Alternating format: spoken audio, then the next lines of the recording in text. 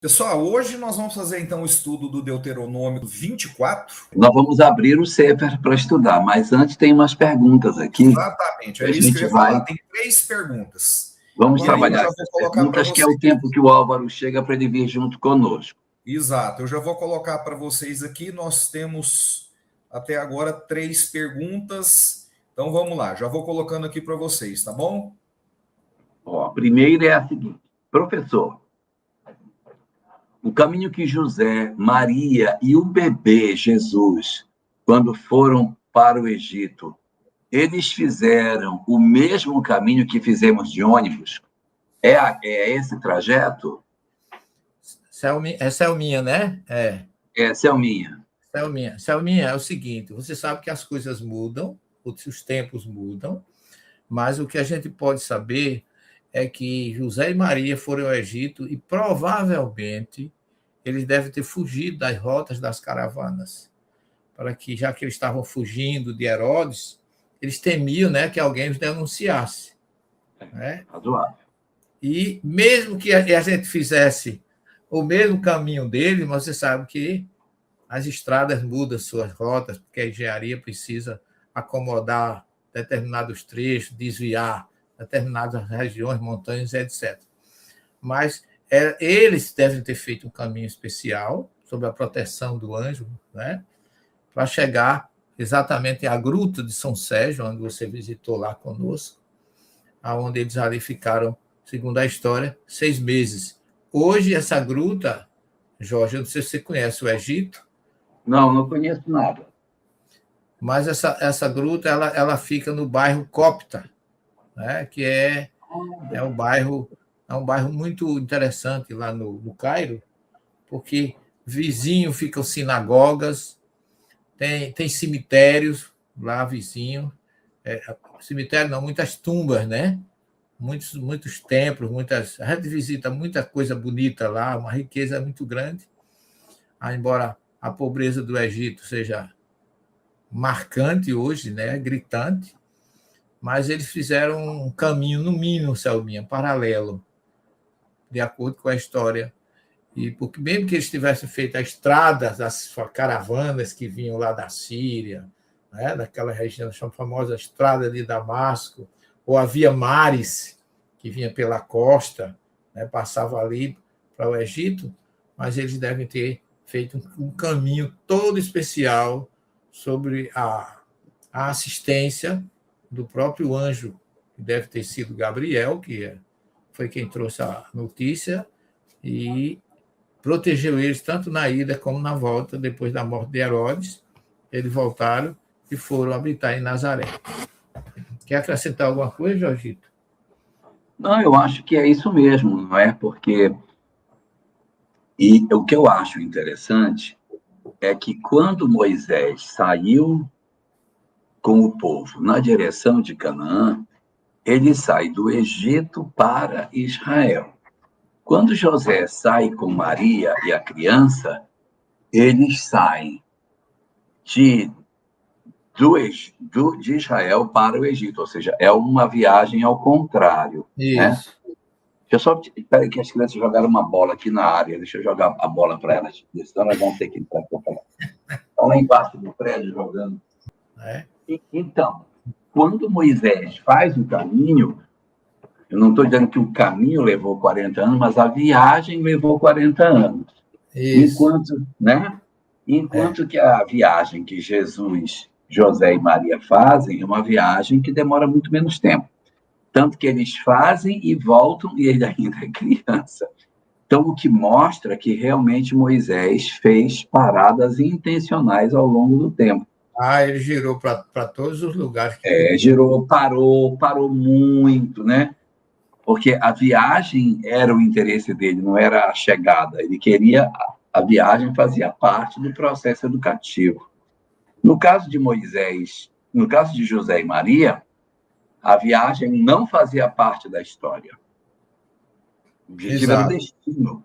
Era chegar e se misturar com as pessoas e desaparecer na multidão.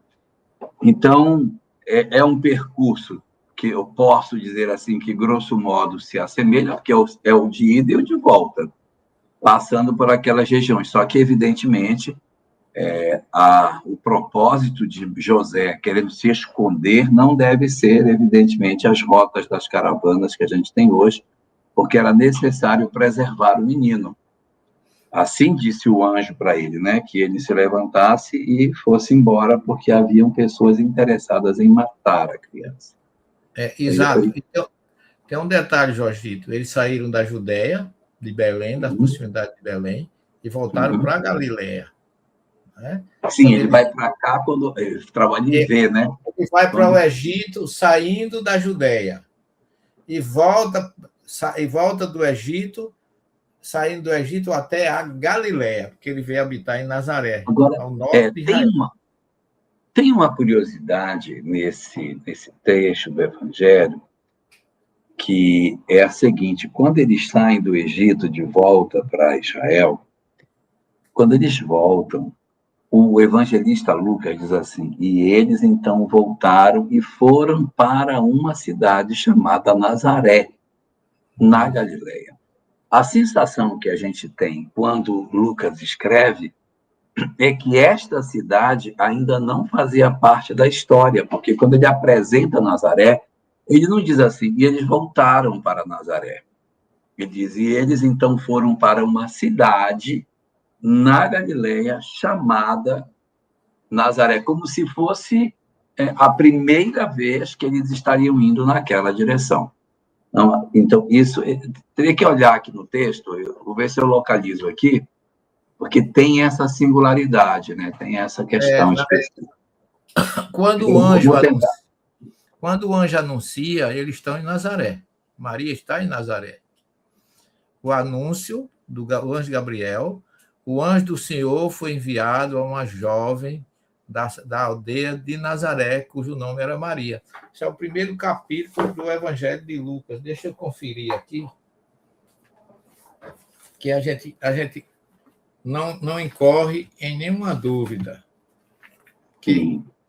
Não é? Quem fala melhor disso é Lucas. Lucas 2, eu acho.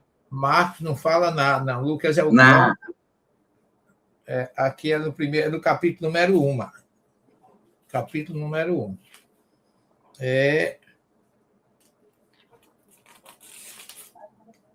Deixa eu pegar aqui, só um minuto. No 6º mês, o anjo Gabriel foi enviado por Deus a uma cidade da Galiléia chamada Nazaré. Aqui tem virgem, mas lá em Lucas, em Isaías não é virgem. Lá é Alma é jovem. Há uma jovem desposada com um homem que se chamava José da casa de Davi. É Lucas 1:26. Então, ele dá no 6º mês. 6º mês significa 6º mês da gravidez de Isabel, porque Lucas está falando do nascimento de João Batista.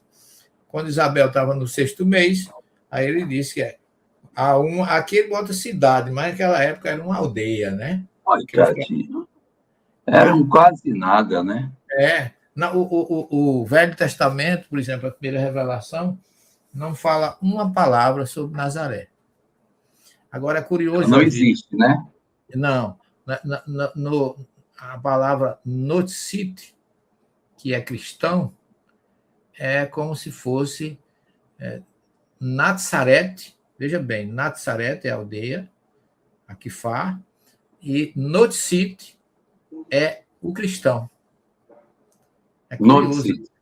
Porque a palavra Nazaré há muito significado. Entre eles, significa broto. Aquele broto da planta, aquela coifazinha nova da planta, aquilo chama Nazaré. Então, é como se o noticite fosse um broto da descendência de Nazaré, porque Jesus é o filho de Maria. Deixa eu colocar aqui. As traduções, eu peguei 2 traduções aqui. Eu peguei uma tradução católica e peguei uma outra protestante. E as duas falam diferente do que eu falei, tá? Porque nas 2 que eu estou pegando aqui, diz assim, e voltaram para a Galileia, para a sua cidade de Nazaré. Diferente do que eu falei, que diz, eles voltaram para a Galileia, para uma cidade chamada. aqui fica tudo certo, ou seja, está voltando para a cidade que era deles. Mas eu já vi algumas traduções que colocam como se Nazaré fosse uma cidade nova. Mas aqui fica até melhor. Ou seja, estavam no Egito e aí voltaram para o lugar que lhes era próprio e fica tudo certinho. Então, acho que essa primeira pergunta aqui, professor, a gente já tratou. Isso. Vamos ver a segunda. Vamos ver a segunda. A segunda diz assim, ó. Boa noite, amigos do chat. Adriano, Jorge e professor Severino. Amigos do Cisco. Ah, sim. O Cisco de Luz estava com bastante assistidos e o Álvaro deve se atrasar. Ok. Tudo bem. E aqui temos qual a opinião do senhor, professor, sobre o livro de Enoque. Precisa saber qual deles, né? Sobre o livro de Enoque. Acho que a primeira coisa para saber é qual deles, porque tem tantos livros de Enoque, tem Enoque etíope, tem Enoque babilônico, tem uma série de... Esse aqui é o livro de Enoque, que é o livro das origens da Cabalá. O Enoque é um livro apócrifo, tá certo?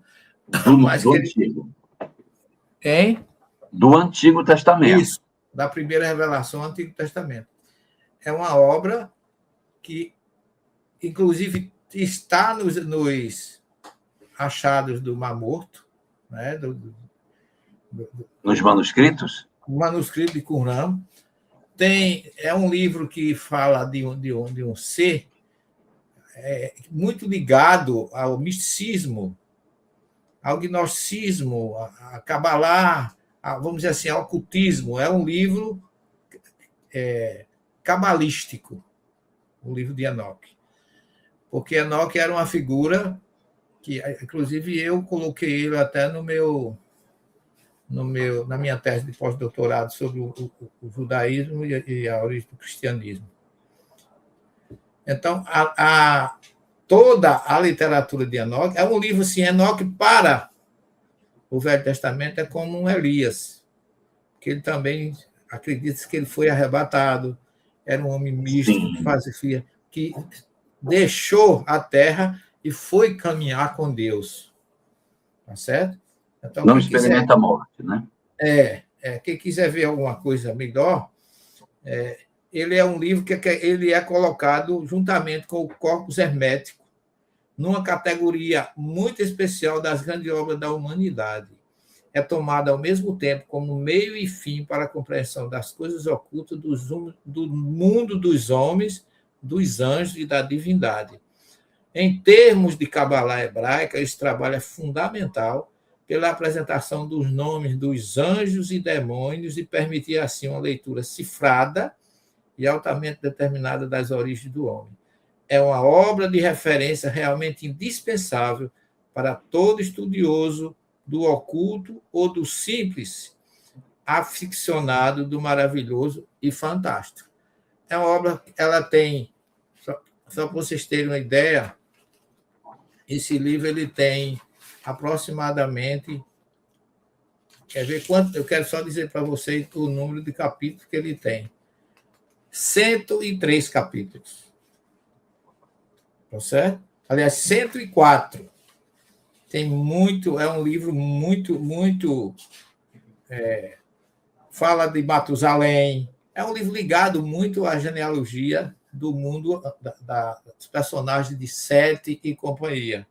E que Enoque, a história dele começa, eu acho que é no capítulo 6 do livro do Gênesis. Então, é uma literatura apócrifa que é como eu, por exemplo, eu não entendo como é que primeiro e segundo Macabeus é considerado apócrifo, inclusive para os judeus, né? Porque é um livro que ele tem... Eu vi uma história... Eu tenho, assim, o meu pensamento se coincide com um grande... que eu considero um grande estudioso dos apócrifos, que, aliás, é até um protestante, é Briones. Eu cito ele no prefácio dos apócrifos. Ele diz o seguinte, que a gente não pode rejeitar essa literatura, porque mesmo que ela não seja aceita pelo seu gnosticismo, coisas que muita gente acha maravilhoso, sobrenatural, mas ela é sempre uma referência sobre alguém de importância na espiritualidade. Você vê, todos os apócrifos que foram escritos foram entre o século I e o século IV, sobre Jesus. Então, esses livros, mesmo que ele não seja considerado assim, vamos dizer, que leva a um espiritualismo dentro da ortodoxia, mas traz uma história sobre Jesus que deve ser considerada. Até mesmo, você sabe que Jesus é o homem mais biografado do planeta. Tem o Jesus histórico, tem o Jesus espiritual, tem o Jesus teológico, mas hoje as pessoas vão rejeitar como literatura grandes biografias como Jesus, como Ernesto Renan, como o próprio Scholen Asch, né, que tem trabalhos riquíssimos sobre Moisés, sobre Paulo, sobre Jesus. O próprio Jesus. São obras que deixam a gente... Eu fico encantado com esses escritos. Agora, imagina aqueles que estavam mais próximos de Jesus. Né? Por que rejeitá-los? Né? O Evangelho de Nicodemos, o Evangelho de Pedro, o Evangelho de Tomé, o Evangelho de Nicodemos, que fala até da descida de Jesus aos umbrais, ao Sheol, como fala a carta de Pedro. Então, são obras que eu acho que a igreja, por capricho, por autoridade, tirou da nossa vida. E o livro de Enoque é um. De Enoque é um livro que eu gosto muito de consultá-lo, porque ele é muito rico, ele tem coisas muito interessantes sobre. E, por último, dizendo que Enoque foi arrebatado, foi viver com Deus, porque eles eram um vulto espiritualmente bem evoluído. Deixa eu fazer aqui uma defesa do judaísmo no seguinte sentido. Pois não. Não é uma crítica, é uma análise apenas. O cristianismo, ele tem um comportamento igual a esse negócio de proteger bolo. Existe um conjunto de obras que foram entendidas como sendo as obras canônicas, que são aquelas 27, e essa redoma caiu em cima dessa peça e o que estava aqui dentro foi considerado legítimo. E tudo que está fora do Novo Testamento, tudo aquilo que se fala de Jesus e que não fez parte do cânone, que são os 4 evangelhos, Atos dos Apóstolos, as cartas de Paulo, aquelas que estão na Bíblia, as outras cartas universais e o Apocalipse, o que saiu disso é tido como um texto rejeitado, apócrifo, que não deve ser estudado. O judaísmo, ele tem uma maneira muito diferente de lidar com a questão da verdade, porque ele aceita as discussões e a construção de novas ideias. Então, você tem a Torá, que seria o texto básico que a gente está estudando, aqui os 5 livros de Moisés. Depois você tem os escritos, que são Retuvim, tem os Neviim, que são os profetas, e a composição desses 3 elementos, Torá, letra T, Neviim, letra N, e Retuvim, os escritos, fazem a sigla Tanar, que é como nós chamamos a Bíblia judaica, ou o Antigo masculino, Testamento. Né? Se diz o Tanar. A Torá é feminino, mas o Torá é masculino. O Tanar. Em português, quando a gente tem consoantes, nós colocamos uma letra E entre as consoantes. Por exemplo, I, B, G, E. A gente coloca um E no meio. I, B, G, E. Em hebraico, a gente coloca a letra A. Então, se fosse fazer a sigla, seria Ibagae. Ibagae. Então, como é T, N e R, ficou, em vez de ser Tener, porque Torá, Neveim, Retuvim, ficou Tanar. Torá, Neveim, Retuvim. Só que isso é a Bíblia judaica, a Bíblia do Antigo Testamento. Porém, existem dezenas de obras que estão fora do Tanar, mas nem por isso deixam de ser importantíssimas. Então, você pega, por exemplo, o Talmud da Babilônia. Guemará, né? Guemará, a Mishnah, você pega o Pirkei Avot, o Zohar, o Sefer Yetzirah, Isso. Tania. Você tem um elenco de obras muito grandes que são estudadas com muito respeito pelas pessoas, mesmo não fazendo parte do cânone. O próprio livro de Macabeus, os livros de Macabeus 1 e 2, que não estão compondo a Bíblia judaica, também são livros profundamente respeitados dentro do judaísmo. Então, dentro do cristianismo, e eu não estou criticando, estou fazendo uma análise, existe uma preservação de uma verdade única que não pode ser questionada, que foi aonde essa campânula bateu e fechou as obras que podem ser lidas e que podem ser respeitadas como obras. Tudo que estiver fora disso aqui não tem valor nenhum. No judaísmo não é assim. Existe muita sabedoria em muitas obras que não estão dentro desse corpo. Tanto obras antigas, como essas que eu falei, como obras mais modernas da Idade Média, como, por exemplo, o Sha'ar HaGilgulin, Portal das Reencarnações, onde o autor apresenta como é que a lei de causa e efeito opera nas reencarnações, segundo a visão do judaísmo. Ou seja, você tem uma abertura muito maior para os aspectos do conhecimento, sem uma restrição de dizer, olha, a fronteira é aqui, passou desta fronteira, você está em pecado. Não. Se eu quiser estudar, os rabinos vão me dar o maior apoio. Não, estude. O que tem? Pode buscar, vá atrás, descubra que quanto mais você descobrir, mais sábio você será. Então, isso eu considero uma grande diferença entre a leitura que o judaísmo tem sobre como lidar com as suas obras religiosas e como o cristianismo trata. Parece que ele tem um pouco de medo das pessoas acessarem o conhecimento, diferente do judaísmo, que estimula que as pessoas se dediquem, aprendam, mergulhem de cabeça no conhecimento que não está simplesmente dentro do Tanar, não é? Então, aí, o livro de Enoque é um livro que está fora do cânone judaico. Ele não está aqui dentro do Antigo Testamento, mas é estudado, é pesquisado. E respeitado, né? E tem vários livros de Enoque. Tem um Enoque etíope, tem outro Enoque babilônico, tem uns vários livros aí nesse sentido, tá? Muito bom. Eu acho que passou um outro antes, hein? Acho que tinha uma outra antes. Não estou enganado, se eu não estou enganado, mas vamos ver. Jorginho, é só para manter no mesmo assunto. Tá? Por isso que... Não, Adriano, tem um aqui. Quem determinou quem era o apócrifo foi a Igreja Católica. Não. Porque, nesse ponto, os protestantes concordam? É uma boa pergunta.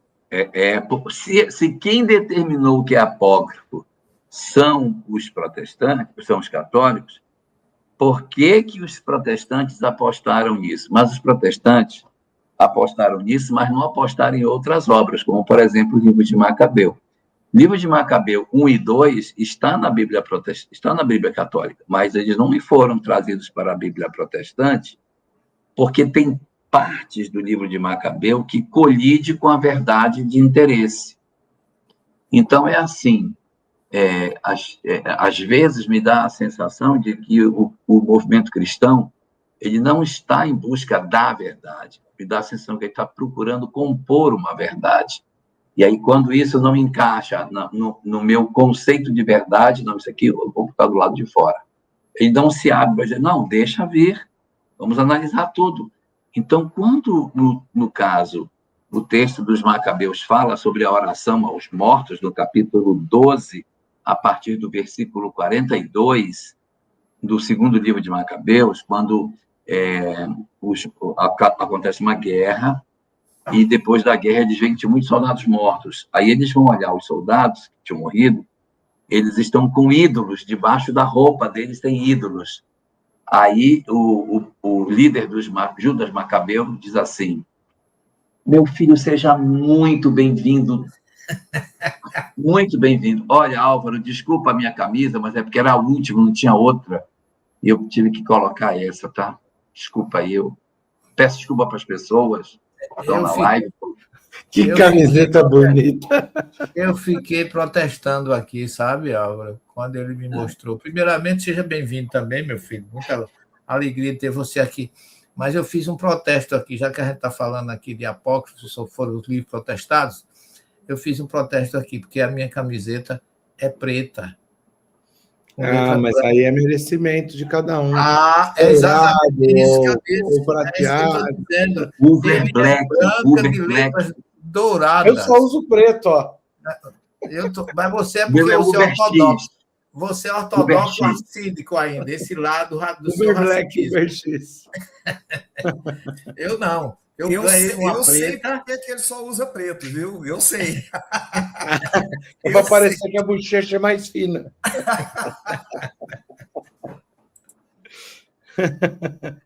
Faixa preta, professor. O senhor que entendeu errado, professor. Faixa preta é para o graduado. Eu já achei que eu ganhei preta, porque é o máximo que eu mereço, é continuar ainda na geral.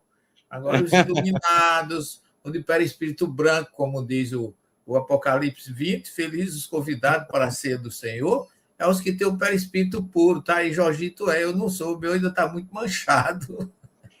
Vocês sabem que a gente não fez mais dessa camiseta. Vocês são meritosos de ter. Eita, eu tenho que cuidar mais dela, então, né? Desculpa, ela continua que eu vou ouvindo vocês. O professor, então, nós que estamos alguns poucos gramas, um pouquinho acima, o preto cai melhor, disfarça mais. É um ângulo visual caridoso, viu, Adriano, o seu. Por isso que você é o máximo. Mas continue, Jorge. Termine aí o seu raciocínio, que eu quero dizer também ainda alguma coisa. Não quer? Minha mãe. Dona Sol, Dona Shemer. A Shemer está aqui. Então, quando Judas Macabeu vai ver os homens que estão mortos, que eles veem as roupas, estão cheios de ídolos. E ele diz, eles morreram porque adoravam ídolos. Aí ele diz o seguinte, nós vamos orar por eles, já estavam mortos, para tentar mudar a sorte. Olha aqui, minha mãe. Boa noite. Espera aí, minha mãe, ela não está nem aparecendo. Ela tem que ficar mais para cá. Precisa ver, precisa falar. Boa noite. Boa noite. Boa noite, Dona Shemer. Saudade da senhora, viu? Prazer em revê-la. Muito obrigada. Veio dominar a nossa noite. Álvaro e Severino. Sim, todos nós eu conheço. Conhece, sim. E eu estava olhando aqui agora. Eu estava vendo aqui o mapa do Nordeste e Fortaleza está com a luz diferente. É por causa do Jorgito e a senhora aí. Eu e Álvaro, quem me dera. Infelizmente, a minha vista não permite que eu veja vocês. É muito baixa. Minha visão é... Mas nós estamos vendo a senhora, viu? Prazer imenso em revê-la. A senhora é um sol que brilha eternamente, Dona Shemer. Opa, vocês são tão bondosos. Obrigada. Mas com o nome desse, não podia ser diferente. É a justiça feita. Meu nome, só o nome. Boa noite para você. Um beijo no coração da senhora. A senhora não pode nos ver, mas a senhora pode sentir quanto a senhora é importante para nós. Muito obrigado. Bom, então, aí ele vê os ídolos e decide que eles vão orar para eles que haviam morrido em pecado. Então, essa leitura de que é possível mudar a sorte das pessoas após a morte, ela é uma coisa tácita dentro do judaísmo. Tanto que toda reunião que tem lá, olha, isso aqui em honra da alma de fulano de tal. Vamos orar para que ele possa progredir de onde ele está. A possibilidade de mudança da sorte das criaturas é uma coisa bastante clara dentro do judaísmo. Então, é daí que catolicismo tirou a ideia de purgatório. Quando os católicos tomaram a Bíblia, perdão, quando os protestantes tomaram a Bíblia católica, disseram, não, esses 2 livros aqui não estão legal, não. Tirar fora isso. Então, eles são retirados de dentro do Tanar. Eles não estão no Tanar e também não estão na Bíblia protestante. Estão na Bíblia católica, que quando chegou na mão do protestante, ela não passou para frente. Então, inclusive, na tradução do Jerônimo, na Vulgata, eles estão na Vulgata também, né? Estão, porque a primeira tradução foi para a Igreja Católica, então estavam dentro do corpo do texto, né? Isso. Agora, os protestantes concordam, entre aspas, não concordam com todos. Porque, por exemplo, a Epístola de São Paulo a pastor Hermes, que era uma carta que fazia parte, a Didaquê fazia parte do cânon do Novo Testamento, e a carta de Paulo, os Atos de Paulo e Tecla, né? Que inclusive existe nas obras de Eusébio e outros pais da igreja.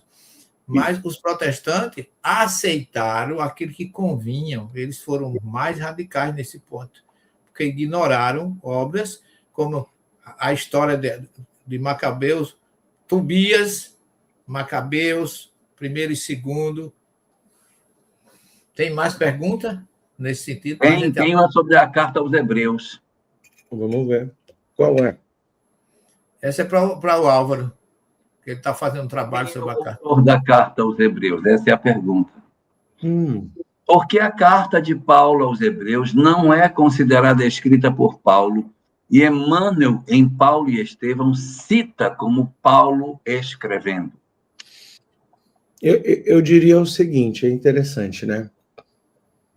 André Luiz, entre tantos exemplos, ele traz questões que são inimagináveis. E a gente vê isso com a própria obra de Kardec, quando na Gênese, por exemplo, é discutida a relatividade do tempo, é escrita uma fala de Galileu sobre a relatividade do tempo, algo completamente inimaginável em 1868. Quando a gente vê André Luiz dizer que o citoplasma é a sede da inteligência celular, isso era considerado um absurdo. O André Luiz, ao exemplo, pela mediunidade de revelação de Chico Xavier, traz inúmeras, dezenas e dezenas e dezenas de citações que, ao tempo da qual foi escrito, não eram compreendidos. Então, o professor, como professor de ciência das religiões, vai dizer, a segunda teologia, que a carta aos Hebreus pode ser considerada uma carta apócrifa. Porém, Emmanuel diz que é a única carta que Paulo escreve em lágrimas e com as próprias mãos. Oi? Sozinho. Ele está escrevendo para o seu povo amado, ele está escrevendo para aqueles, vamos dizer assim, para os rebeldes tutelados de Deus, tal qual ele fora não muito tempo antes. Então, ontem a gente terminou, a gente recebeu um convidado especial, Paulo W. Itter, para finalizarmos a carta aos Hebreus. A gente fez um overview, né, um panorama em 19 encontros sobre a carta de Paulo aos Hebreus, só explicando alguns dos pontos, sem grande profundidade, para que a gente pudesse compreender um pouco mais. Por que é que Emmanuel escreve e a teologia ainda não entende? Porque para mim, advindo de Emmanuel e André Luiz, eu entendo que ainda está por ser compreendido a humanidade. Então eu diria isso, tá? Eu não estou sendo fanático, não estou dizendo que a gente tem que acreditar em tudo que é psicografado, eu estou dizendo que as psicografias do Chico têm demonstrado nos últimos 60, 70 anos que, por vezes, a ciência parece discordar, porém, ao final no frigir dos ovos, a gente vê a ciência se curvando a isso. Mas eu respeito, o Elahá vai ter talvez outra opinião, o professor outra ainda, então eu gostaria de ouvi-los também. Particularmente, eu diria o seguinte, teologicamente falando, as pessoas, os teólogos, né? Aí não é, eu não estou falando como admirador que eu sou de Emmanuel, estou falando como teólogo. Ele diz que a característica da epístola foge muito do estilo de Paulo. Só isso. Só que os teólogos desconhecem o sentimento que envolveu Paulo no momento que ele estava escrevendo essa carta. É diferente. É inclusive uma carta escrita em hebraico, ele estava falando para os conterrâneos, né? Então, reforça muito. Hoje, como eu não digo que transito, né? Eu conheço os dois lados. O lado da teologia, o lado da ciência, aliás, os três, e o lado da espiritualidade. E Emmanuel, existem, eu diria assim, alguns irmãos, eu não condeno, não, eu acho meio incautos de dizer que Emmanuel comete muito erro em algumas coisas que ele escreve. Eu já ouvi muitas críticas nesse sentido. Mas eu, como pesquisador, eu já tentei, muitas vezes, nas minhas dúvidas de teólogo, buscar erro nas informações de Emmanuel. E todas as vezes eu quebrei a cara. Nenhuma vez eu encontrei coerência. Pelo contrário, fiquei surpreso com algumas colocações que eu confesso que, como teólogo católico, eu desconhecia que Mateus era irmão de Tiago Menor, que é filho de Levi. E eu fui procurar isso. Emmanuel fala isso, né? Tiago, irmão de Levi. Eu digo, gente, quem é esse? Né? que eu nunca vi. De onde, eu até disse até assim, de onde Chico foi tirar isso? Essa foi a minha pergunta. Mas quando eu fui ver, tanto Tiago como Mateus é filho de Alfeu. Então, são irmãos realmente. Então, veja o meu lado teológico, literal da questão. Né? Eu não escutei a doutrina, escutei a ciência, porque Kardec disse, procure, siga a ciência. Só que a ciência teológica me levou à pesquisa, e na pesquisa eu descobri que Emmanuel estava certíssimo, e ainda me surpreendeu a autenticidade da mediunidade de Chico Xavier. Porque eu, como teólogo, não sabia disso. E Chico escreveu que não tinha nenhum curso primário, e eu acho que Chico nunca chegou a estudar, ter nenhum curso de religião, nunca teve nenhum acesso. E Pedro Leopoldo mais ainda. Mais ainda. E em 1910, entre 1910, pior ainda. Então, por isso que hoje eu tenho muita cautela em emitir algum parecer nesse sentido. Eu só digo que, realmente, como colocou Álvaro, ele se choca, Emmanuel, com os teólogos, com relação à carta aos Hebreus. Mas eu fico em respeitar os dois lados, até a segunda ordem, acreditando que Emmanuel não se enganou pelo que é narrado na obra Paulo e Estevão. A forma como ele escreveu, o que estava envolvendo ele naquele momento. Né? Ele escreveu em lágrimas. Né? Quer dizer, era um judeu convertido ao cristianismo falando para o judeu que ainda não era. Tá certo? É igual ele, cidadão romano, escrevendo a epístola aos romanos. Quer dizer, tem muita particularidade na vida de Paulo que mexe com a gente à medida que a gente se aprofunda um pouquinho na sua missão. Olha, eu queria fazer aqui algumas contribuições no seguinte sentido. Só um momento. É que existe uma obra, que todos conhecem, chama-se O que Jesus disse, o que Jesus não disse, quem mudou a Bíblia e por quê. Bart Ehrman. Isso, Bart Ehrman. Nessa obra, ele diz que os textos, e aí vamos colocar dentro dos textos as cartas, mas os textos, existiam 3 formas de serem escritos. 3 formas. Uma, a pessoa pegava a carta do próprio punho e escrevia, coisa que era rara, porque só 10% da população era alfabetizada. Então, não era qualquer pessoa que poderia escrever uma carta de próprio punho, não era muito usual. Saulo de Tarso, por ter sido doutor da lei, sabia ler, evidentemente, ele lia o grego, só falava latim e também falava hebraico. Então, tinha facilidade para fazer isso, tranquilo. Segunda forma de se fazer uma carta. Eu ia ditando a carta e uma outra pessoa escrevia a carta que eu ditava. Isso é uma segunda forma. Muito comum. Por quê? Porque eu tinha o ofício de escriba. A pessoa ia falando para mim e eu ia colocando no papel o pensamento que a pessoa tinha e, ó, tá aqui. E que na própria carta aos Romanos, Paulo, quando deixa os abraços a fulano, a ciclano, a Beltrano, deixa muito claro isso, né? Porque ele diz assim, este trecho eu escrevo com a minha própria mão para saberes que sou eu que estou dizendo. Se ele está dizendo que está escrevendo com a própria mão, é porque a outra parte da carta não foi escrita com a mão dele. Ele deve ter usado alguém para quem ele ditou e essa pessoa escreveu. E havia uma terceira forma de fazer também as cartas. Essa terceira forma, eu acho pouco provável que Paulo tenha usado, que seria difícil alguém fazer isso.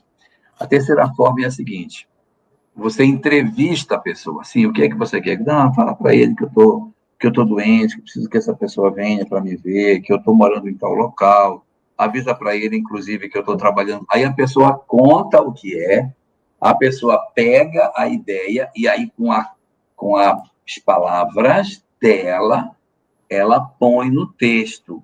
Oi, fulano, estou... Aí não é, ele não está ditando, ele está apresentando as ideias que o outro vai colocar no papel do jeito que ele quiser. No caso de Paulo, acho pouco provável, porque é difícil encontrar alguém que ele falasse, a pessoa disse, entendi, pode deixar que eu vou colocar no papel. Mais fácil que ele tenha feito de próprio punho ou ditado, uma vez que já era um homem de uma certa idade, e em sendo de uma certa idade, para ler, não tinha óculos, não tinha essas coisas todas, ele já tinha idade, não é? Então, andou no deserto, o olho devia ser uma beleza, uma catarata maravilhosa. Então, para ele, seria mais difícil escrever de próprio punho. Então, ter alguém para escrever a carta, para mim, me parece bastante razoável. Então, não vejo com estranheza isso. E o que eu vejo de comentário sobre a carta aos Hebreus não é que ele não seja o autor, é que o estilo não é usual.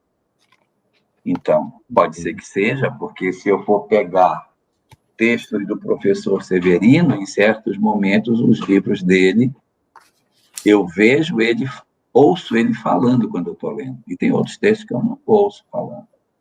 Então, tem pegadas diferentes, tem certos momentos que a pessoa está com um texto que parece muito com o meu estilo, outra hora pode parecer outro.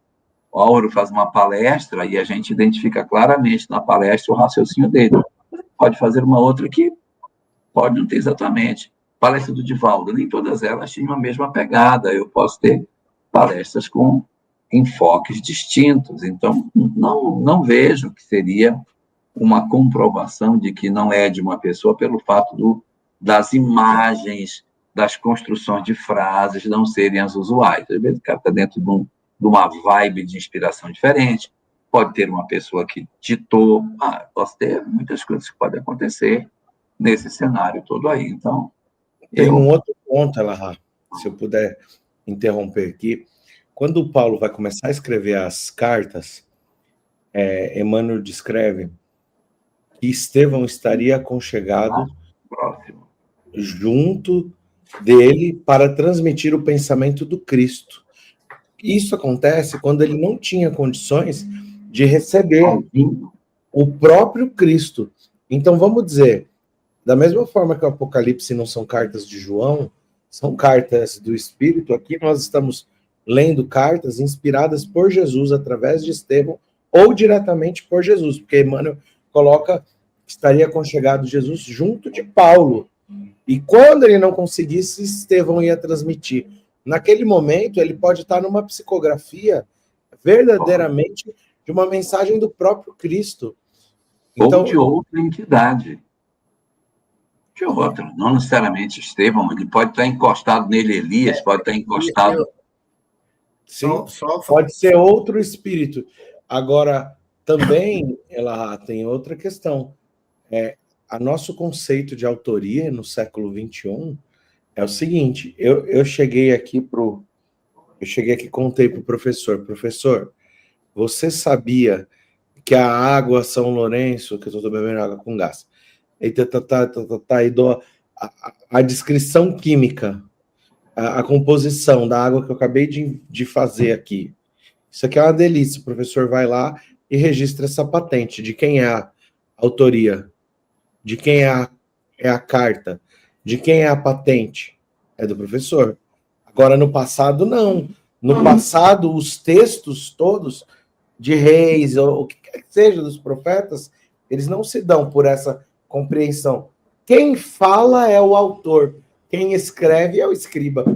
É o escriba, Tem outra coisa, o que você está dizendo aí é muito importante, sabe por quê? Um dos grandes reforços que a teologia justifica é porque a carta aos Hebreus foge da situação que Paulo sempre começava. Paulo, apóstolo, Cristo, aos irmãos da cidade tal, blá, blá, blá. E essa carta não contém isso na sua introdução. E nem no encerramento. Ele cita só, não é? E isso faz com que eles pensem que não é de Paulo. Mas exatamente, aí reforça mais ainda o que você está dizendo.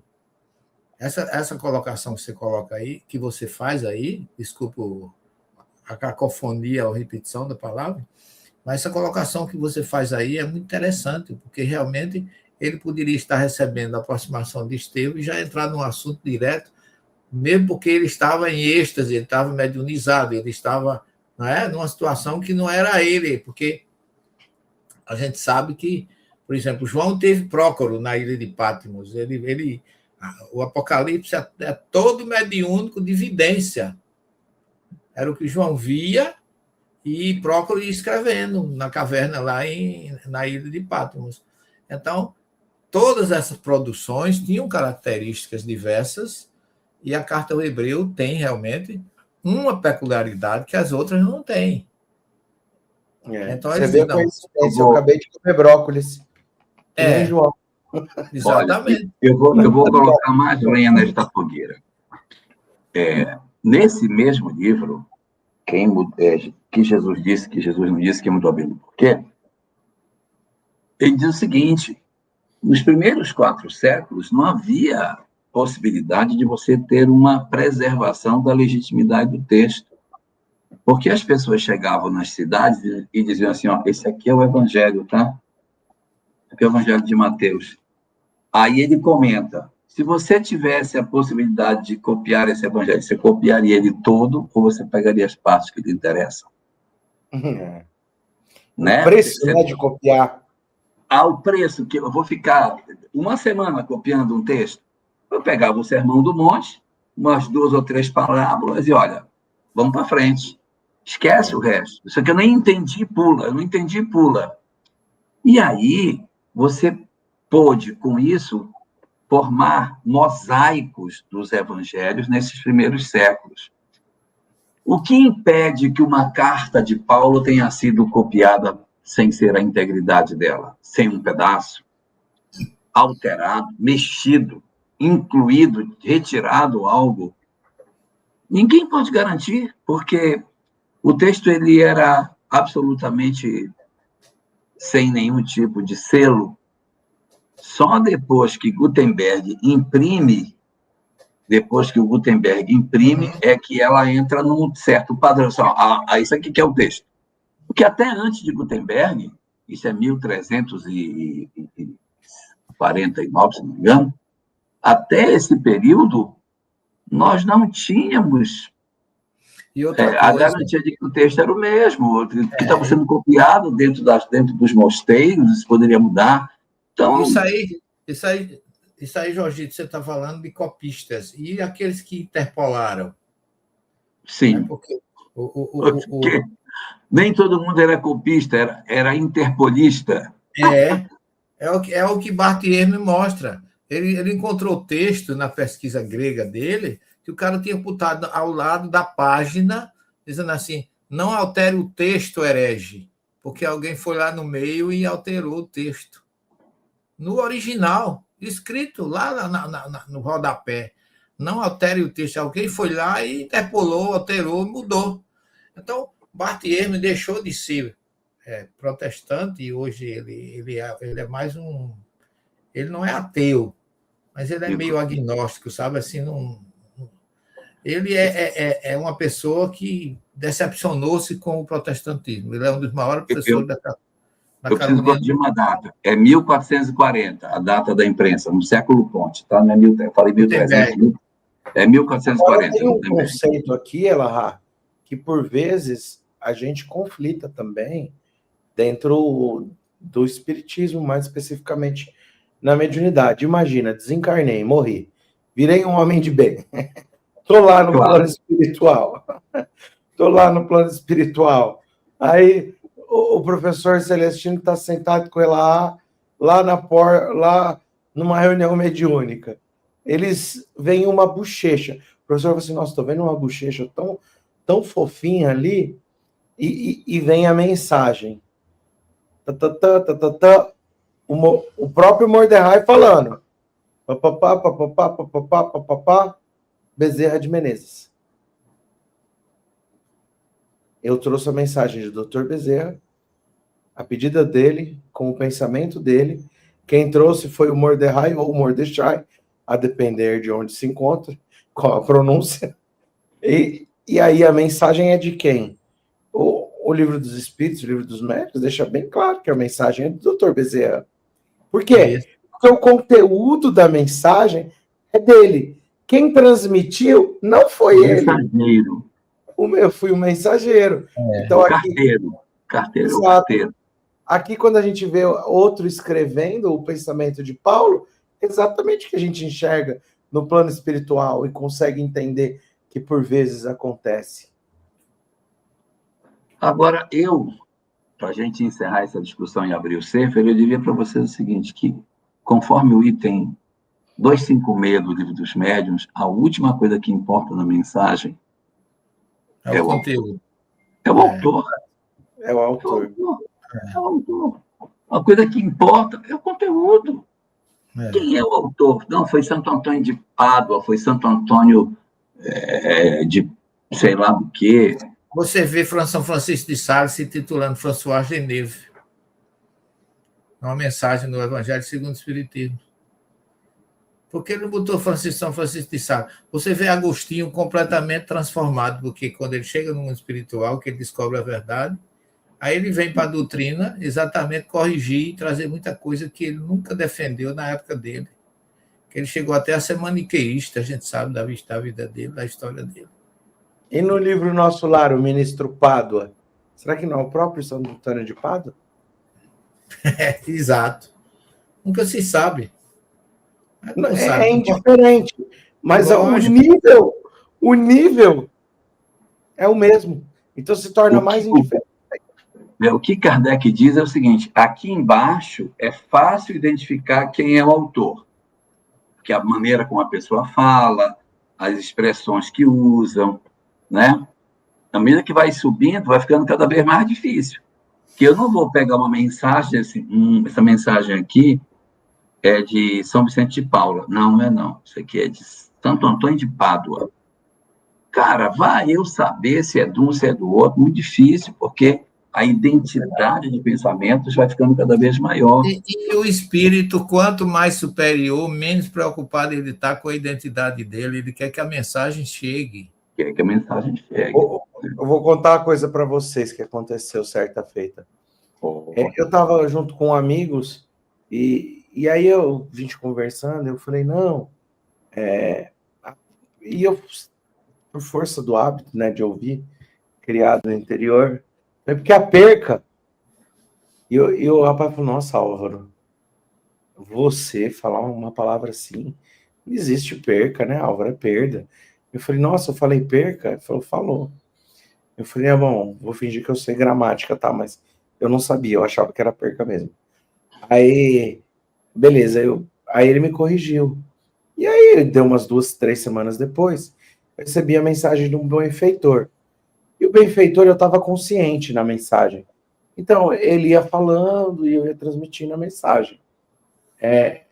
E aí o Espírito falou, percamos. A hora que ele falou percamos, eu travei. Porque eu falei, eita, pera lá. Perca não existe. Como que ele está falando percamos? Um Espírito trazendo uma mensagem tão nobre dessa. Aí o Espírito, na minha cabeça, percamos. E eu falei, nossa, o Espírito errou. Aí ele, mais uma vez, percamos. Aí eu virei e falei, bom, eu vou repetir. No final, eu dou uma olhadinha no dicionário. Se tiver errado, eu falo, gente, mistificação. O Espírito o Espírito desse não sabe português? E falei, percamos, e tá. Terminou, né? Terminou a reunião e tal. Eu discretamente peguei o celular, percamos. Aí eu vi que existia a palavra, né? Aí eu só ouvi a voz do Espírito. Meu filho, você tem que estudar mais português.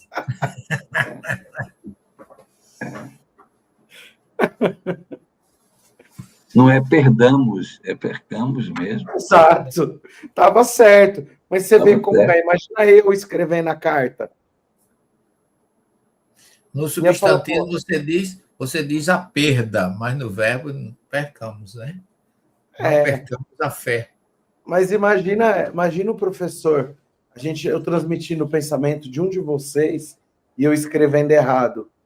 Né? Vocês transmitindo aqui, eu escrevendo errado. Entregando, gente, o Elahá deixou essa ideia aqui, ó. Partiu para o plano espiritual, mas eu me lembro até hoje, quando eu escrevi isso aqui, que a gente ficou conversando até tarde, eu quis registrar. Aí eu leio lá, a perca, eu vou falar, não é de Elahá, não. Não pode ser, ele é culto. Olha, é o seguinte, nós vamos fechar as perguntas, não vamos mais trabalhar nenhuma delas, além das que já entraram. O que já entrou está dentro do curral, a gente vai trabalhar antes de abrir o Sefer, senão a gente não atende as pessoas, e se tem dúvidas, vamos atendê-las aqui, tá? Vamos ver se a gente avança para a gente poder terminar. Alguns estudiosos citam que o nome de Jesus era comum, Yeshua, naquela época, que o Cristo está... Não, perdão, que o nome de Jesus era comum na época que o Cristo estava entre nós. Seria verdadeira essa afirmação? Ou seja, o nome Yeshua era um nome comum naquele período? Era sim, era um nome muito comum, era como Severino aqui no Nordeste, José, Manel, era um nome realmente comum. Aqui no Nordeste, se você subir no ônibus, Manel, todo mundo vira a cabeça para trás, porque é tudo Manel, né? E Jesus era um nome muito comum, Yeshua era realmente um nome muito comum. E o nome... Uma coisa para dizer da mensagem, Carlos, sua pergunta foi perfeita, mas eu diria que Jesus está entre nós. Quando perguntavam para o Chico, que é o Espiritismo, ele respondia, é Jesus de novo entre os homens. Perfeita a sua pergunta. Nada a dizer, só diria isso, nem corrigindo, nem nada. Mas é que às vezes a gente coloca Jesus muito distante. Próxima pergunta que temos aqui. Como José aguentou fazer essa viagem, já que ele estava numa idade tão avançada, tipo a minha? Será que eu entendi certo que ele estava com 90 anos quando Jesus nasceu? Os evangelhos canônicos, os que estão na Bíblia, não falam qual era a idade dele. O proto-evangelho de Tiago, que é um evangelho apócrifo, estudado pelo professor Severino, fala que ele era um homem idoso de 60 anos, mais ou menos. Então, não tinha 90, tinha 60. Um homem de 60 anos dá conta de sair se ele tivesse 60. Se ele for mais novo, mais fácil ainda. Mas 90, eu não conheço nenhum texto que apresente José como sendo um homem de 90 anos. Concordo com você, só faço um adendo. A iconografia de José na Igreja Católica é sempre Maria muito jovem e ele bem velhinho, barbudinho, quase sem poder andar. Por quê? Porque como Maria era virgem, para justificar a virgindade de Maria, José tinha que ser muito velho para poder não ter havido realmente coabitação física com ele. tenha mais esse pretexto de sempre apresentar ele como uma pessoa muito idosa, incapaz de qualquer atitude ou contato com Maria. Mas não era 90 anos, nunca teve, talvez até menos de 60, viu, Jorgito? Porque naquela época, os homens com 30 anos já eram considerados velhos. Você sabe disso. Né? Imagine eu. Meu Deus. E eu também lhe acompanhando. Mas hoje em dia tem mais de 30 anos que ela é considerado velho. Ixi, já estou pela bola 7, já não temos só a bola 7 pode me salvar. Você está indo muito a fundo no processo. Você está dizendo que há 30 anos Jorgito já era velho. Aí é exagerado também, não é? Porque eu estou com mais de 90. Tá certo. Vamos lá. Próxima. Essa aqui ele já falou. Já quando estava falando do livro de Enoque, quem são os vigilantes? Só que os vigilantes, na verdade, são aqueles espíritos considerados como espíritos caídos do alto, que desceram, né? E que, na verdade, é como é que eu diria?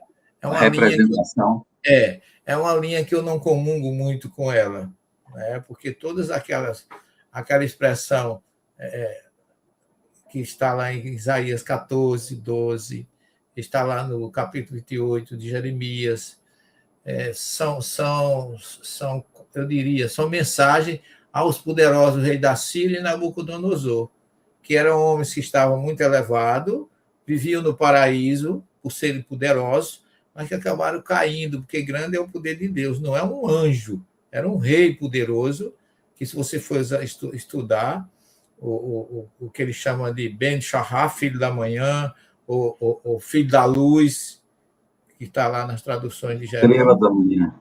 Isso. São colocações de um anjo que aí entra o ocultismo, a mitologia, ou a crendice maior, que os espíritos subiram tanto, ficaram perto de Deus e quiseram tomar o trono de Deus. Isso não concebe em nenhuma lógica, nem no judaísmo, nem no espiritismo. Pode ser que no cristianismo alguém acredite, mas eu particularmente... Você vai ombrear com Deus em caminhamento? Não dá, não tem lógica. Vamos para o próximo. Emmanuel também diz que Paulo não escreveu as cartas sozinho. Ele pede ajuda de Silas e outros.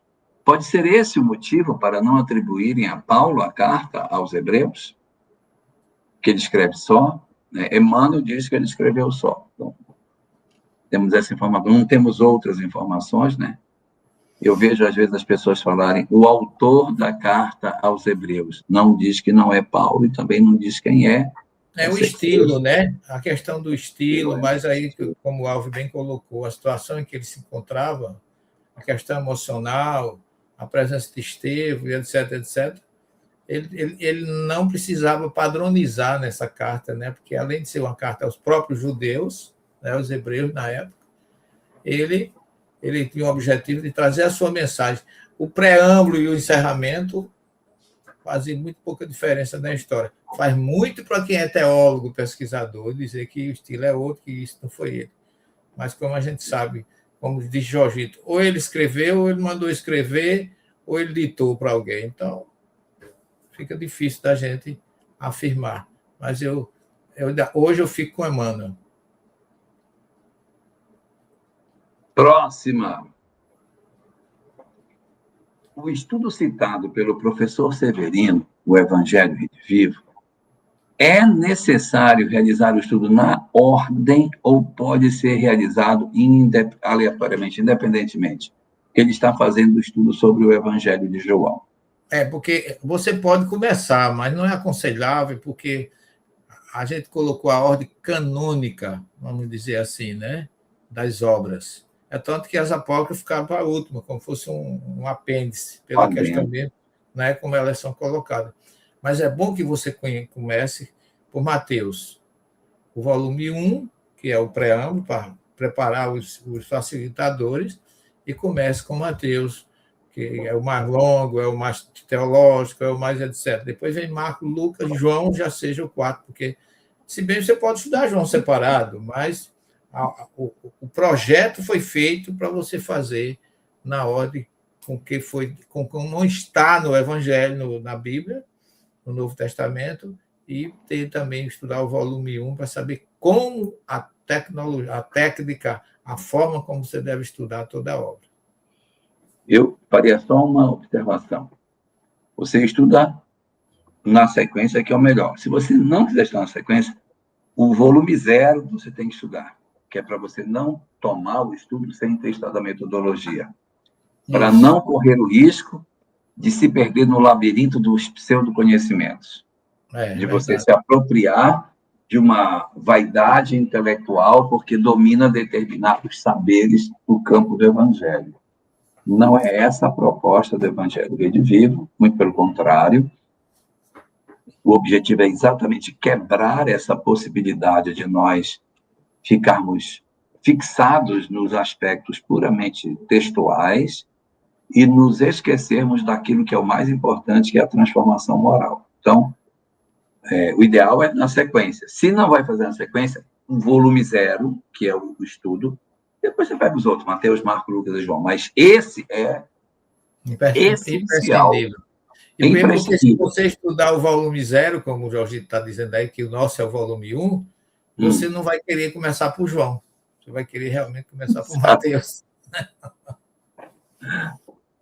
Verdade. Cosme Ferreira diz: me refiro não à carta aos Hebreus, mas às demais. Agora vai ficar difícil, Cosme, que eu não sei qual é a fala que ele fez antes. Não, ele diz aqui, esse é Paulo Inter, é Paulo. Não, esse é Paulo Inter. Ele disse que teria ditado as cartas, exceto a carta aos Hebreus. É uma possibilidade, que ele, como ele estava junto, ele ter usado os outros para, junto com ele, fazer. Na carta aos Romanos, isso fica muito claro quando ele diz: este trecho escrevo com a minha própria letra para que saibais que sou eu que estou escrevendo. E em letras maiores. Além de ser a própria, ele descreveu em letras maiores. Então, assim, então é sinal de que ele se servia de outras pessoas para fazer os seus textos, porque ele ditava. Porque se não tivesse isso, eu diria, não, ele escreveu sempre da própria mão dele. Mas está aí ele dando um testemunho muito claro de que ele ditava as cartas e as pessoas com outro punho escreviam as ideias que ele apresentava.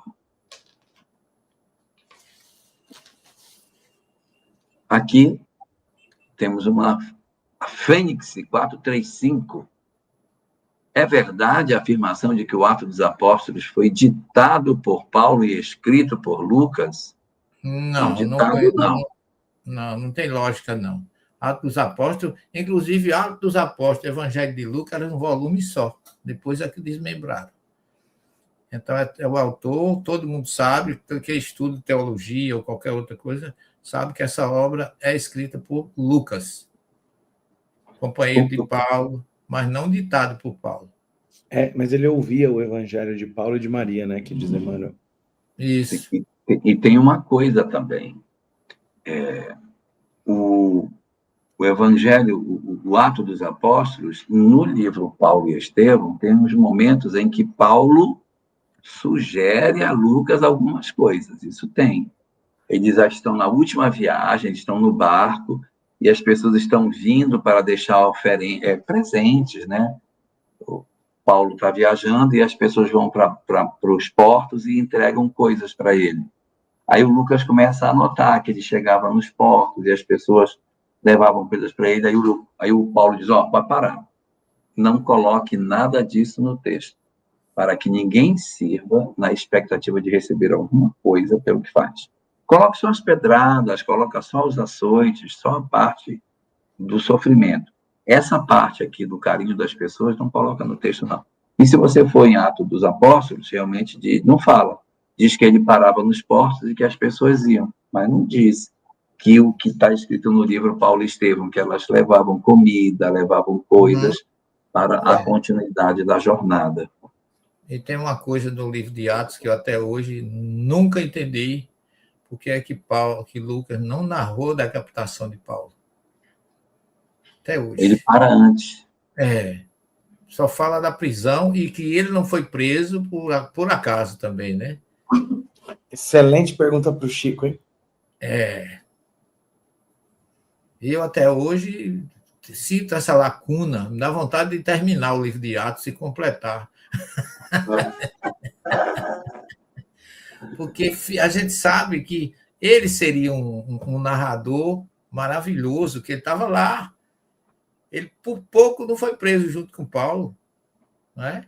E não narrar, porque ele não narrou. Ele deve ter tido N pessoas que disse a ele como foi, que levaram ele para a Via Ápia, tudo aquilo que Emmanuel conta, né? Só quem termina o livro de Atos é Emmanuel. Sim, mas o livro de Atos também não fala da morte de Pedro. Não tem. Realmente não fala. A crucificação dele Fala não de tem. Atos de Pedro, né? Fala de Atos de Pedro e Atos de Paulo, mas não fala da morte nem de um nem de outro. Não tem. Como é que terminou a história de Pedro? Está em aberto. Muito bem. Lá. Temos uma última aqui da Selma, que a gente pode falar um pouquinho sobre Baalbek. Baal é um deus pagão, né? Fenício. Né? Muito seguido e condenado, né? Pelo judaísmo, sempre foi, porque os judeus eram sempre, como é que se diz? Defensor do monoteísmo, né? E quem mais lutou contra Baal foi Elias. Foi lá que ele desafiou seu sacerdote lá no Monte Carmelo, e mesmo provando, como ele provou muito bem lá com a descida do fogo lá no altar, na cerimônia toda, mas ele ainda não ficou satisfeito, ainda mandou degolar todos eles. Ele podia ter ficado quieto, né? Eu acho que isso aí foi que criou, eu não vou chamar karma, porque não é uma palavra da doutrina, mas criou um débito que ele, como João Batista, acabou sendo degolado. Olha só, vou fazer umas contribuições no seguinte sentido. Israel era uma nação só. O rei Davi havia unificado o reino de Israel numa única nação. Eram 12 tribos e o rei tornou-se com o rei Saul, vira um reino só, depois é uma divisão e tal. Mas no período em que o reino se uniu, ele ficou como uma única nação. Depois de Saul, de Davi, de Salomão, aí vem o filho de Salomão, Roboão, o reino vai se dividir em dois. Vai ficar um pedaço de Israel no sul e um pedaço maior de Israel no norte. E ficam dois reinos independentes, o reino de Judá, no sul, e o reino de Israel, assim chamado, ou o reino do norte, para cima. Esse reino do norte tinha um rei no norte e o do sul tinha um rei no sul. Ficaram dois reis. O reino de Israel foi dividido em dois pedaços, um pedacinho pequeno, um pedaço grande. No reino do norte, com a sequência da sucessão dos reis, nós vamos ter um rei ali dentro, que Acabe, o rei Acabe, olha o nome dele, Acabe. Então, o rei Acabe, ele se casa com uma fenícia, com uma mulher que vem da Fenícia. Então, é um judeu casado com uma fenícia. É igual ao meu caso, eu, judeu, casado com uma fenícia, que é a Sâmia, que é libanesa. Então, ela se casa com Acabe e vem morar em Israel. Só que, como ela é fenícia e ela é rainha, ela traz a religião da Fenícia para dentro de Israel. É aí que entra o culto a Baal. Já havia um interesse nas fronteiras de Israel que o deus Baal fosse cultuado em terras judias, só que a fé judaica não permitia que isso fosse assim. Quando a rainha Jezebel, ou Jezabel, não faz Jezebel, quando ela vai reinar em Israel, ela traz o culto, ela traz os sacerdotes, ela traz toda a liturgia de Baal. E aí você traz esse material, e aí o reino do norte tomba nas mãos da religião de Baal. O reino do sul permanece ainda com Jerusalém e mais fiel às tradições judaicas de maneira mais exata. E o reino do norte se perde. No Líbano, se você for hoje ao Líbano, você vai encontrar umas ruínas de um templo chamado Baalbek. Vocês podem pegar aí na internet e coloca. Templo de Baalbek. São ruínas de um templo gigantesco que tinha lá em homenagem a Baal. Tem uma pedra lá que está assim no chão. Se o Adriano não estiver dormindo, ele de repente pode até localizar essa pedra para nós aí. É uma pedra do templo de Baalbek, que ela é enorme, é uma pedra assim gigantesca. Eu vou chutar aqui, mas eu não tenho certeza. Parece que ela pesa 60 mil toneladas. E essa pedra está lá, ninguém sabe como é que esse negócio foi esculpido, ninguém sabe como é que foi feito. Ela está no chão, ela está inclinada assim, e as colunas do templo são uma coisa colossal, esse templo. Uhum. Então, ele era muito cultuado, ele era um deus muito poderoso na Fenícia, ele não era um deusinho meia-boca, não. Ele era uma referência de poder, tanto que Jezebel traz o culto do deus Baal para cá. E Israel absorve, e aquilo se torna, de certa maneira, bastante, digamos assim, aceito dentro da cultura do povo local. É quando aparece Elias, que ninguém sabe de onde veio, mas ele é chamado de o Tesbita. O Tesbita ficava nas montanhas de Gileade. Gileade, não. Onde hoje é a Jordânia. Ele vem de fora de Israel. É do lado leste do Jordão. Ele vem de fora. E dali ele aparece. Ele já aparece adulto, ninguém sabe quem é seu pai, ninguém sabe quem é sua mãe, ninguém sabe nada dele. Ele aparece adulto, curiosamente, ele se veste com pele de camelo, com um cinto amarrado na cintura, vive no deserto, é um homem muito austero, uma personalidade muito parecida com a de João Batista.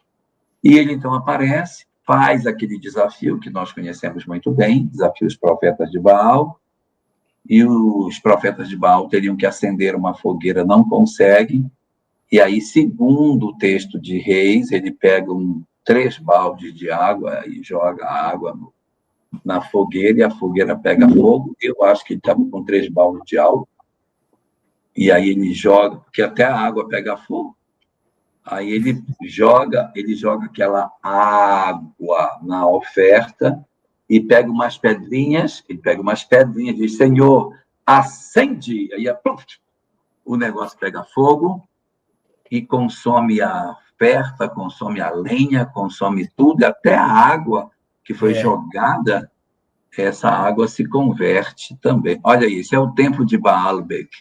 Olha como ele é gigantesco. Olha o tamanho das pessoas, vocês conseguem ver as pessoas bem miudinhas do lado da coluna? Imenso.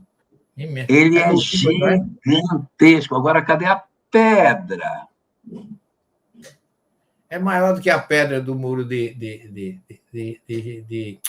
vai mostrar a pedra. do muro ocidental, aquela que tem 13 metros de tamanho. Vai mostrar a pedra aí. Acho que ele dormiu de novo, mas quando ele acordar... ele traz a pedra. Ele vai mostrar a pedra. A pedra está fora do templo, ela está aqui do lado de fora e tem umas pessoas nas fotos sentadas em cima da pedra. A pedra é enorme, mas tudo bem. Então, ocorre esse desafio, os profetas de Baal, que eram 450, perdem, e aí o povo estava todo assistindo o desafio, o povo cerca os profetas, eles são mortos. E ele havia dito que Jezebel seria comida pelos cães.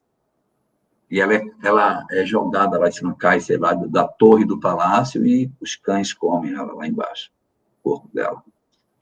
E a partir do momento em que Elias vence esse desafio com os profetas de Baal, o culto a Baal diminui, porque Jezebel havia morrido, não tinha quem mais defendesse essa questão, então o Deus de Israel acaba se tornando mais relevante.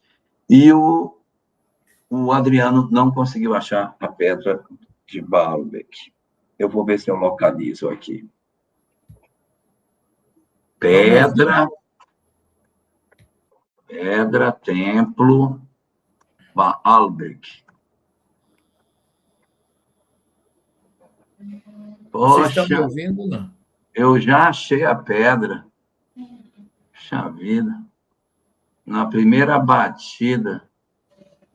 Eu achei a pedra.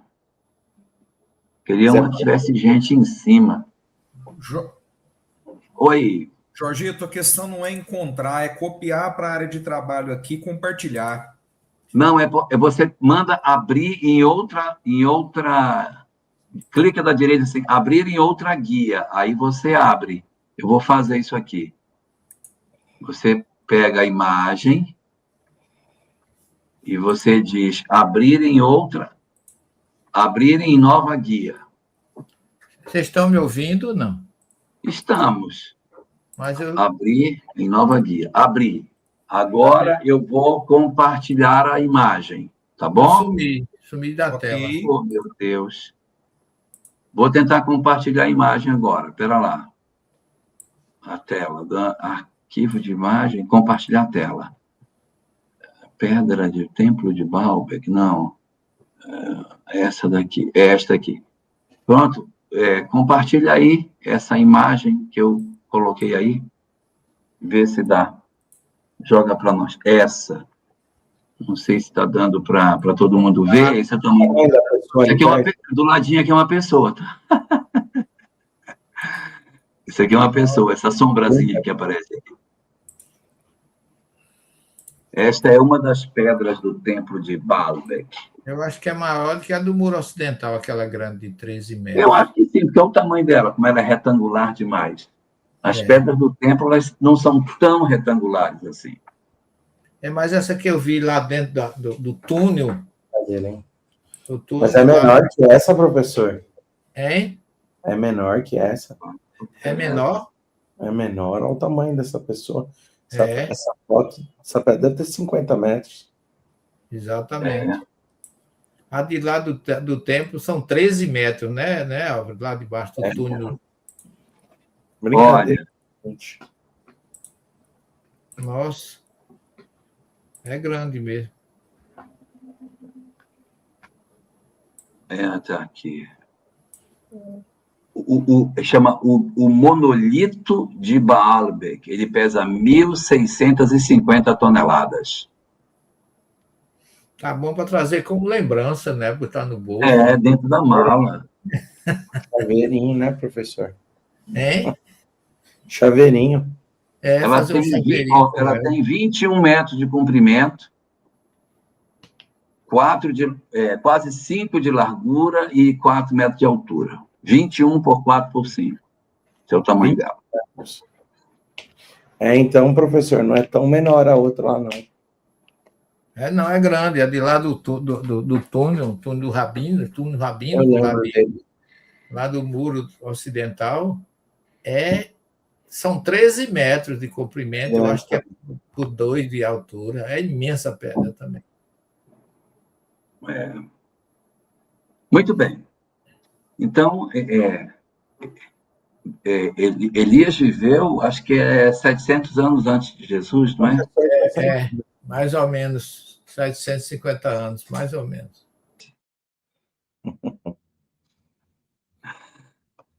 Então, Álvaro, aí depois que tem a questão aí do Elias, aí o culto ao deus Baal diminui, né? E acaba não tendo mais a força que teve antes dentro de Israel. Agora, o interessante é que 700 anos depois, Elias reencarna como João Batista e, diante de tantos espíritos evoluidíssimos, encarnados, tal qual Estevão, Abigail, tal qual Maria, Elisheva, Isabel, Akiva, dos nascidos de mulher, Elias, João Batista maior. Ou seja, 700 anos, 750 anos depois, ele é o espírito encarnado mais elevado, ao menos daquela narrativa, o quiçá. Que coisa interessante, porque 700 anos antes, quando você vê esse episódio, dá a impressão que ele ainda é um espírito bárbaro. Mas eu entendo, Elahá, não com pureza, mas que o texto, no seu simbolismo, está tratando da vitória espiritual, porque senão não teria como Elias tem 700 anos alcançado uma elevação maior que Maria, por exemplo. Sim. Mas é dos nascidos de mulher, né? É dos nascidos de mulher. Então, mas dos encarnados, né? Não sei, algumas pessoas consideram que os nascidos de mulher não seria a totalidade do planeta, seriam aqueles que estavam ligados à história da Terra. Eu acredito que o nascido de mulher, Jesus está se referindo aos judeus. Porque o que dá a nacionalidade judaica é a mulher. Sim. Aí você colocou Maria no bolo. Aí botou Maria. Eu não sei, eu penso que talvez... Nascido de mulher. Dos nascidos de mulher, que eu estou falando dos homens nascidos de mulher, não das mulheres. Não. Sei. Eu entendo assim. É atismo que está da minha parte. Não, eu considero que são de uma dos camada. homens nascidos de mulher, dos homens que são Os homens e mulheres o nascidos maior de foi mulher. João, entre os judeus. Entre os judeus, homens. O maior foi João. Então já está maior que Estevão. É difícil. Eu não vou discutir tamanho, não, porque eu só tenho 1,30 m, sou anão. Mas você entendeu, professor, que em 700 anos, 750, 800 anos, o texto trata, de maneira muito simbólica, que é o natural e o óbvio, né, do ponto de vista de 4 anos de estudo de Moisés a Kardec, é sempre simbólico, porque Elias não encarna, e dos nascidos de mulher é o maior. Eu não posso imaginar que João o Batista seja maior do que Akiva, maior do que Maria, maior do que outros que eram contemporâneos dele, maior do que Simeão. E ele está falando de quem, na visão de vocês? João. Não. Ele está falando de João. Então, João é do sexo masculino, né? Sim. Ele está falando dos homens judeus nascidos de mulher, porque quem dá nacionalidade é a mulher. Para o judeu, para o judaísmo, ninguém foi maior do que João. Tá, aí se o senhor considerar assim, eu vou considerar que o senhor está certo, só para achar que Maria não está no bolo. Não, porque eu nunca discuto espírito, estou escutando ser encarnado. Entre os espíritos do planeta Terra, depois de Jesus, eu vejo Maria. Sim. Eu tenho uns amigos, que são espíritas, inclusive, que dizem o seguinte, olha o que dizem, né? Isso aqui, gente, assim, olha, eu acho que o verdadeiro governador do planeta é Maria, e Jesus é o gerente para ela. Algumas pessoas colocam Maria numa condição até mais elevada. Mas aí aí é muito utópico, porque a gente tem argumento para dizer que Jesus é o maior, que o próprio Espírito da Verdade declara. Maria não é o maior. Essa é a questão 625, né? Eu não sei se acho que eu estou confundindo. Ele é o governador e ela é o gerente. Acho que é isso. É isso aí. Aí cai, aí bate. Ele é o governador. Eu acho que Maria encarnou antes como uma das matriarcas do povo de Israel. Se for, ela é Raquel.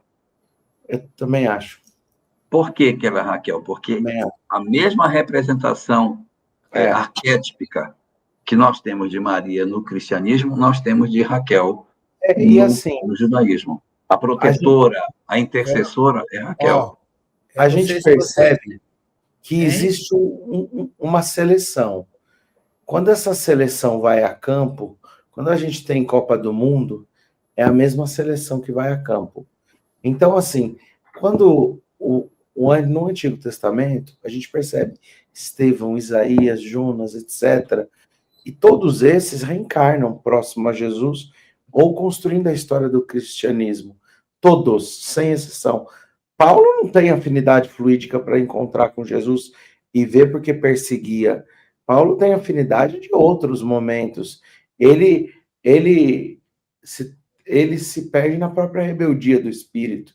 Então, Raquel, ao exemplo, Raquel, ou um Isaías, com a docilidade e a compreensão desse espírito que a gente enxerga ali ao entorno, em quais personagens? Um Estevão? Gesiel, para mim, personalidade de Isaías é Gesiel. Para mim também. Paulo, para mim, seria, para mim, não estamos dizendo que né? Estamos discutindo personalidade para entender com mais profundidade o texto bíblico.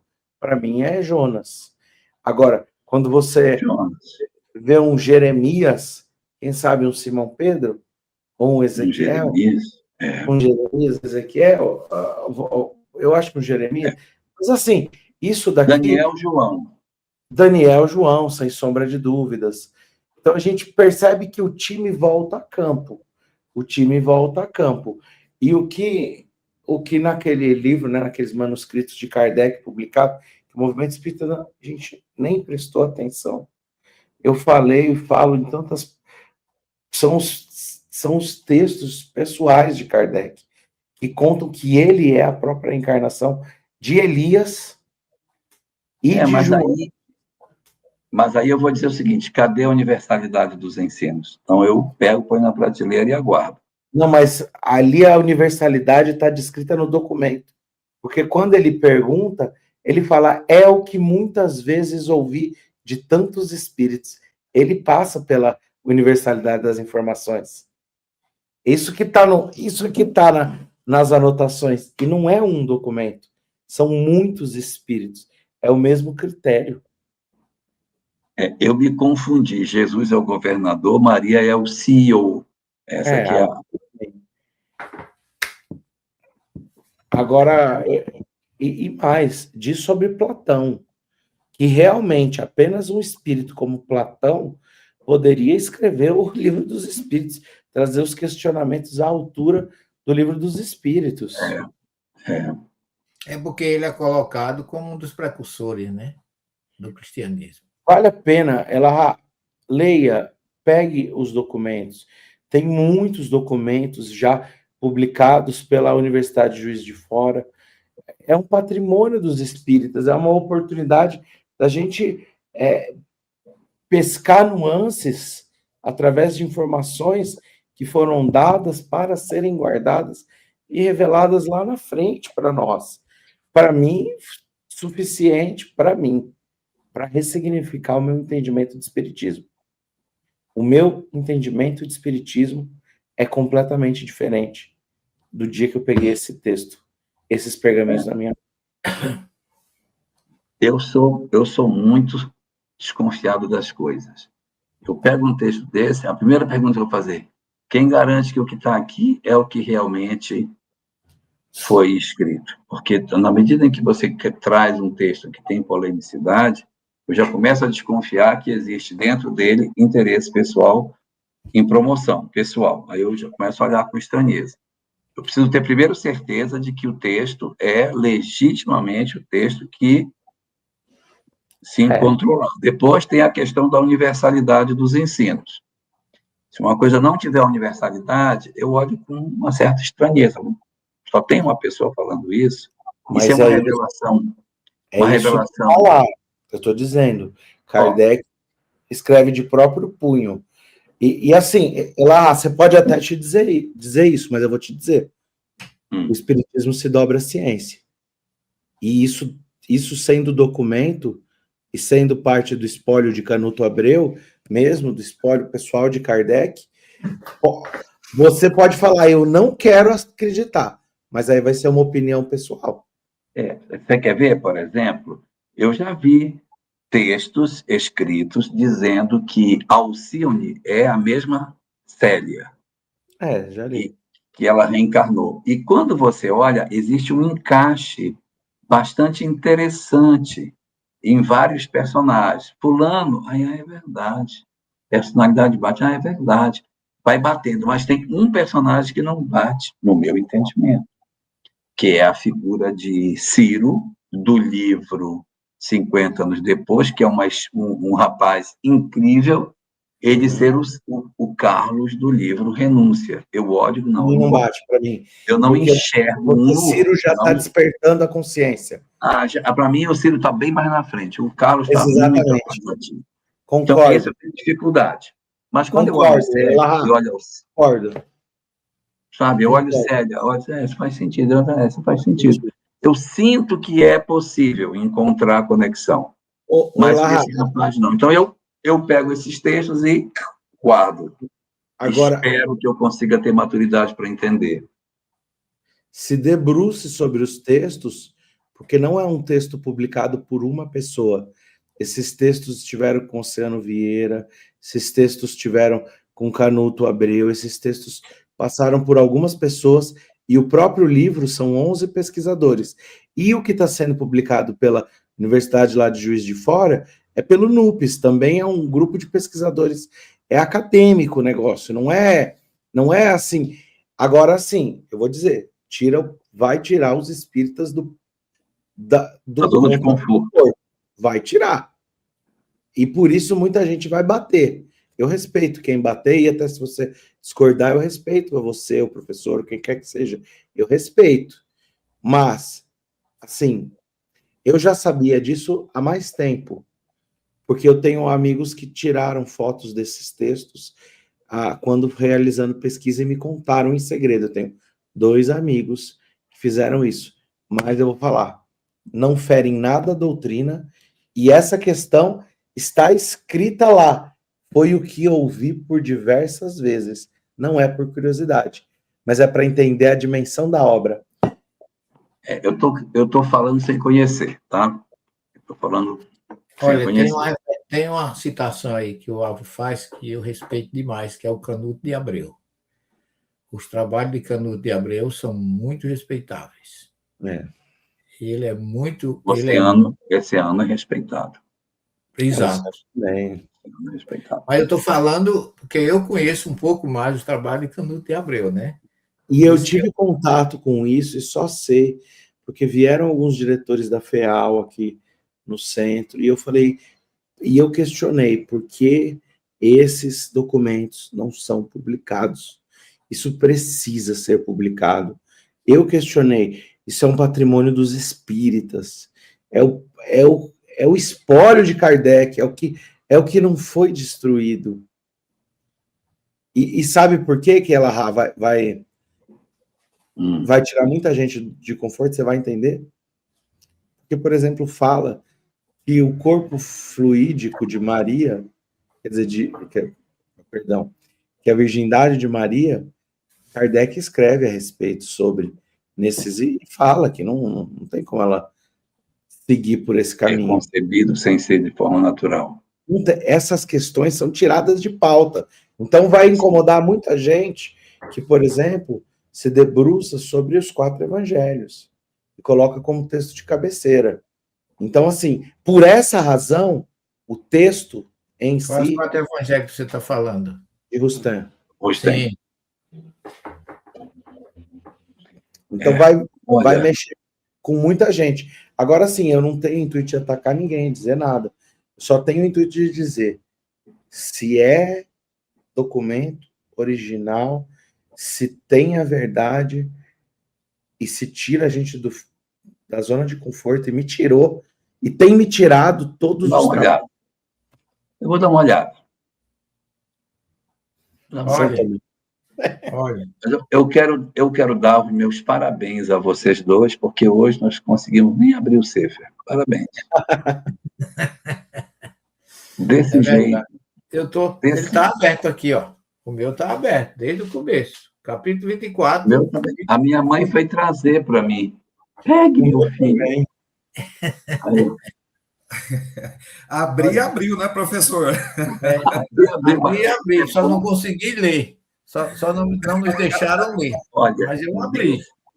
Desse jeito não é possível. É o fim do mundo um trem desse. Tudo. Pois é. Então, a gente vai deixar o capítulo 24 para a próxima quinzena, não é? Eu queria justificar o que diz meu amigo professor José Raul Teixeira, aliás, quando ele diz assim: eu não respondo nada, agora, se me perguntarem, eu respondo. Então, perguntaram, a gente teve que responder, né, Jorgito? Começamos e fomos, e fomos, e fomos. Não, mas é importante, essas coisas também são importantes, porque faz parte do nosso estudo. A gente não. Eu acho muito importante. Acho muito importante isso. E, de certa maneira, a gente vai descedentando as pessoas daquilo que são as curiosidades. Porque nós temos que trabalhar não só a literalidade do texto, mas o entorno da cultura judaica. Então, hoje a gente pode não ter estudado a Torá, mas o que a gente conversou aqui foi cultura judaica. A gente não falou da Torá, mas falou dos apócrifos, né? Falamos dos apócrifos, falamos do Evangelho Redivivo, falamos sobre Elias. Isso. Foi muito rico. Eu achei que foi muito rico. Falamos sobre informações valiosíssimas. Não, a questão nós estamos aqui como instrumento de estudo, né? A espiritualidade vai usando como a gente se dispõe, né? É isso. Bom, aí. então, acho que a gente chegou, já passamos da hora aqui. O professor Severino tem que dormir, já está tarde para ele. Não, daqui a pouco já é amanhã, né? Então, a minha preocupação é essa. E para frente é cada vez mais cedo, gente. Próximo programa dia 7 de abril, tá? Já agenda aí, dia 7 de abril. Para quem gosta de acompanhar, estudar antes, né? Deuteronômio, capítulo 24. Eu nem recomendo que leia. Eu não sei se vai abrir, né? É porque a gente fica conversando, esperando o Álvaro chegar, e aí a coisa se embala quando vê, porque quando o Adriano falou, tinham 3 perguntas. Não, tem 3 perguntas aqui. Então vamos tocar essas 3 enquanto o Álvaro chega. E acabou. O Álvaro chegou na primeira e saiu na última, sem abrir a Torá, sem abrir o... Ele é o culpado, então. Culpa de Álvaro Mordecai. Agora, veja bem, Jorgito chegou citando que nós íamos abrir o capítulo 25 do Deuteronômio. Pô, eu me preparei para o 25, eu achei que a gente ia terminar o 24. A gente não começou nem o 24, não começou, terminamos o 23. Só isso. Meu Deus. Mas olha a minha camisa, olha só que camisa espetáculo. Inveja é uma coisa que eu já estou superando. Eu sofro calado, viu, Jorgito? Eu sofro a minha inveja calado, eu não exteriorizo, não, mas não tem problema, não. Deus está vendo. Fica se roendo. Nós não estamos nessa prateleira, viu, professor? Que eu também. Aliás, eu tô Você está fora do armário. Nem camiseta eu tenho. Você está fora do armário. Eu estou numa prateleira e ele está na outra, mas você está fora do armário. Está no cesto. Quem vai fazer a prece? Quem vai fazer a responsabilidade do Jorgito. Se ele mesmo vai fazer ou vai delegar. Posso fazer. Vamos orar, então? Para a gente poder terminar? Vamos. Senhor das nossas vidas, protege os nossos corações, para que todas essas luzes que depositas ao redor dos nossos passos, nós saibamos aproveitá-las para iluminar não somente o nosso caminho, mas fundamentalmente os nossos corações. Não permite, Senhor, que nos percamos à margem do caminho, na crença de que o saber intelectual será suficiente para nos aproximar de Ti. Deixa com que nos banhemos verdadeiramente do propósito da mudança.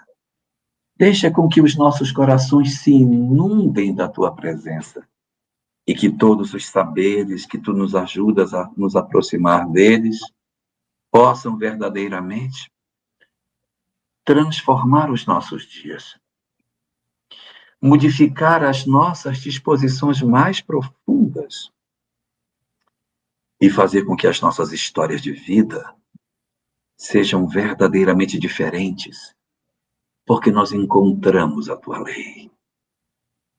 Que ela mude a bússola das nossas, a agulha das nossas bússolas. Que ela altere as caminhadas que estamos fazendo, oportunizando a nós a maravilhosa chance de sentirmos a graça da tua presença sobre as nossas vidas. Que o teu amor, Senhor, esteja em nós e que a tua misericórdia cubra os nossos dias com a tua graça infinita. Estejas conosco e nos guarda hoje sempre.